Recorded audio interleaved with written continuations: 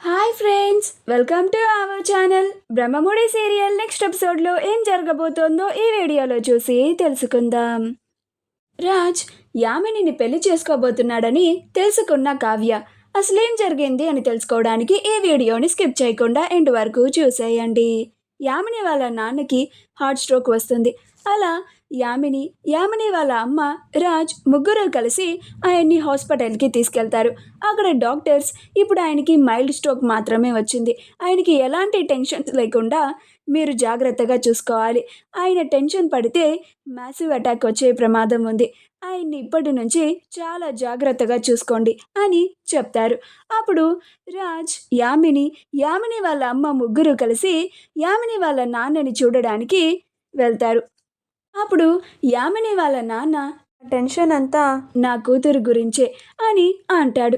అప్పుడు రాజ్, అదేంటి అంకుల్, మీ అమ్మాయి చాలా హ్యాపీగా ఉంది కదా, మీ కూతురు గురించి ఇంకేం అని అంటాడు.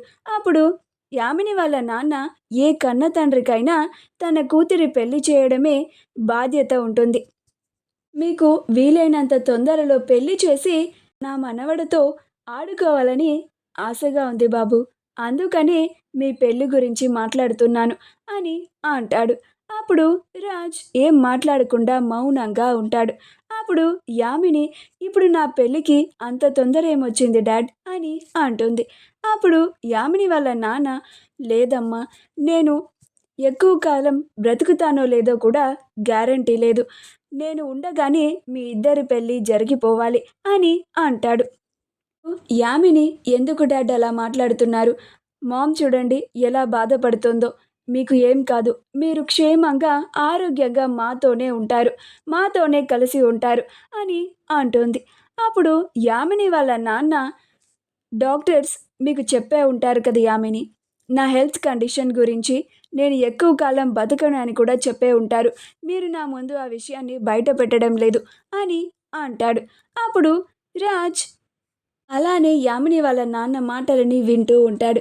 అప్పుడు యామిని వాళ్ళ నాన్న, బాబురామ్, నాకు మాట ఇస్తావా, నా కూతురిని వీలైనంత తొందరలో పెళ్లి చేసుకుంటాను అని అని అంటాడు. అప్పుడు రాజ్ ఆలోచిస్తూ ఉంటాడు.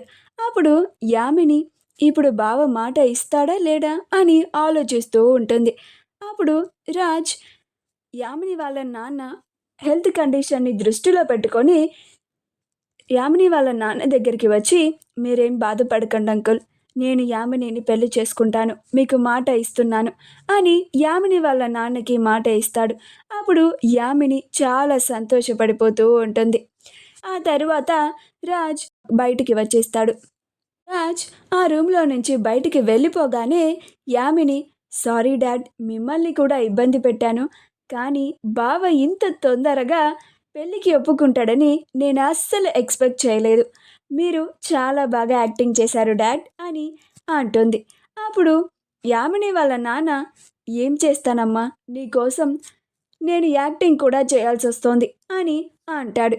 అప్పుడు యామిని వాళ్ళ అమ్మ, మన కూతురి సంతోషం కోసమే కదండి అని అంటుంది.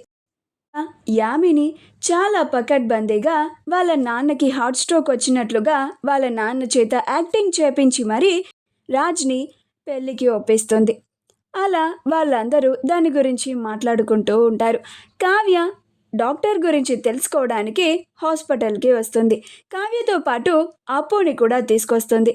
అలా కావ్య, అపోలో ఇద్దరు ఆ డాక్టర్ దగ్గరికి వెళ్ళి, మొన్న రామ్ అనే వ్యక్తి మీ దగ్గరికి వచ్చారు, ఆయన నిజంగానే 6 నెలల క్రితం కోమాలో ఉన్నారా అని అంటుంది. అప్పుడు ఆ డాక్టర్ గారు, ఇవన్నీ మేము మీకు చెప్పకూడదమ్మా, అయినా మీరెవరసలు అని అంటాడు. అప్పుడు అప్పు తన పోలీస్ ఐడి కార్డ్ని చూయిస్తుంది. మీరు కనుక ఇప్పుడు నిజం చెప్పకపోతే మీరు ఈ హాస్పిటల్లో ఫ్రాడ్ చేస్తున్నారని మిమ్మల్ని అరెస్ట్ చేయాల్సి వస్తుంది అని బెదిరిస్తుంది. అప్పుడు ఆ డాక్టర్, వద్దమ్మా, చెప్పేస్తాను, ఆయన 6 నెలలుగా కోమాలో ఏం లేరు, వాళ్ళు నాకు 6 రోజుల క్రితమే తెలుసు, వాళ్ళు హాస్పిటల్ కూడా అప్పుడే వచ్చారు, ఇదంతా ఆ యామిని నా చేత ఆ రామ్ ముందు చెప్పించింది, అంతేకాని ఇందులో నా తప్పే లేదమ్మా అని అంటారు. అప్పుడు కావ్య, అప్పుల ఇద్దరికి యామిని ఇదంతా దగ్గరుండి కట్టుకథ మొత్తం అల్లి నడిపిస్తూ ఉందని వాళ్ళకి అర్థమైపోతుంది. అలా కావ్య హాస్పిటల్ బయటికి వచ్చి అక్కడ గుడిలో దేవుడికి తన బాధని చెప్పుకుంటూ ఉంటుంది. రాజ్ బయట నుంచొని ఆలోచిస్తూ ఉంటే యామిని రాజ్ ఎక్కడున్నాడా అని వెతుక్కుంటూ వచ్చి, చాలా థ్యాంక్స్ బావా, నువ్వింత త్వరగా పెళ్ళికి ఒప్పుకుంటావని అస్సలు ఎక్స్పెక్ట్ చేయలేదు అని రాజ్ని హక్ చేసుకుంటుంది.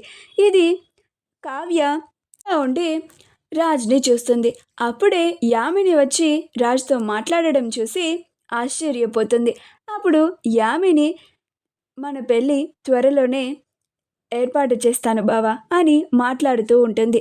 ఈ మాటలన్నీ విని కావ్య ఆశ్చర్యపోతుంది. ఏంటి, ఆయన ఆ యామినిని పెళ్లి చేసుకోబోతున్నారా? ఆయన ఆ యామినిని పెళ్లి చేసుకోవడానికి ఒప్పుకున్నారా అని చాలా బాధపడుతూ ఉంటుంది. కన్నీళ్లు పెట్టుకుంటూ ఉంటుంది. అలా ఆ దేవుడి ముందే తన బాధను చెప్పుకుంటూ ఉంటుంది. ఏంటి కన్నయ్య ఇది? నా భర్తని నా కళ్ళకి చూపించినట్టే చూపించి, ఆయనతో మాట్లాడించినట్టే మాట్లాడించి, నన్ను కొంచెం సంతోషపెట్టినట్టే సంతోషపెట్టి, ఇంత పెద్ద దుర్వార్తని నా చెవిన పడేలాగా చేస్తావా? ఆయన ఆ యామినిని పెళ్లి చేసుకోవడం ఏంటి కన్నయ్య? నేను ఉన్నాను కదా ఆయన భార్యని. నా స్థానం ఆ యామిని ఆక్రమించాలని చూస్తోంది. నువ్వేం చేస్తావో నాకు తెలియదు. ఆ యామినికి ఆయనకి పెళ్ళి అస్సలు జరగకూడదు. నాకు నువ్వే ఏదో ఒక దారి చూపించాలి అని చాలా బాధపడుతూ ఉంటుంది. అలా కావ్య, నేను ఉండగా ఆయన్ని నువ్వెలా పెళ్లి చేసుకుంటావో నేను చూస్తాను యామిని అని అనుకుంటూ ఉంటుంది. ఏం చేసైనా సరే వాళ్ళ పెళ్ళిని ఆపాలని చాలా ప్రయత్నిస్తూ ఉంటుంది. అలా కావ్య వెంటనే ఈ విషయాన్ని అప్పుతో చెప్పాలి అని అప్పుకి కాల్ చేస్తుంది. అప్పుడు అప్పు కాల్ లిఫ్ట్ చేసి, ఏంటక్క, నువ్వు ఇంకా ఇంటికి వెళ్ళలేదా అని అంటుంది. అప్పుడు కావ్య, లేదప్పు, నేను గుడిలో ఉంటే అప్పుడు ఆయన మళ్ళీ నాకు కనిపించారు. అప్పుడు యామిని వచ్చి ఆయన్ని హత్తుకొని వాళ్ళ పెళ్ళి త్వరలో జరగబోతోంది అని వాళ్ళ పెళ్ళి గురించి మాట్లాడుకుంటున్నారు అని చెప్తుంది. అప్పుడు అప్పు, ఏం మాట్లాడుతున్నావక్క? బావ ఆ యామినిని పెళ్లి చేసుకోవడం ఏంటి? అసలు ఆ యామిని ఇదంతా బావని పెళ్లి చేసుకోవడానికి చేస్తోందా అని అంటుంది. అప్పుడు కావ్య, అవునప్పు, మనం ఎంత వీలైతే అంత తొందరగా మీ బావగారిని మన ఇంటికి తీసుకొచ్చేయాలి. ఆ యామిని నుంచి దూరం చేయాలి. లేకపోతే మీ బావగారు నాకు దూరం అయిపోతారు. ఆయన లేకుండా నేను బ్రతకలేను అని అంటుంది. అప్పుడు అప్పు, నువ్వేం కంగారు పడకక్క, నీకు నేనున్నాను, నేను హెల్ప్ చేస్తాను అని అంటుంది. మా వీడియో కనుక మీకు నచ్చినట్లయితే లైక్ చేయండి, షేర్ చేయండి, మా ఛానల్ని సబ్స్క్రైబ్ చేసుకోండి. పక్కనే ఉన్న బెల్ ఐకాన్ని క్లిక్ చేయడం మాత్రం మర్చిపోకండి.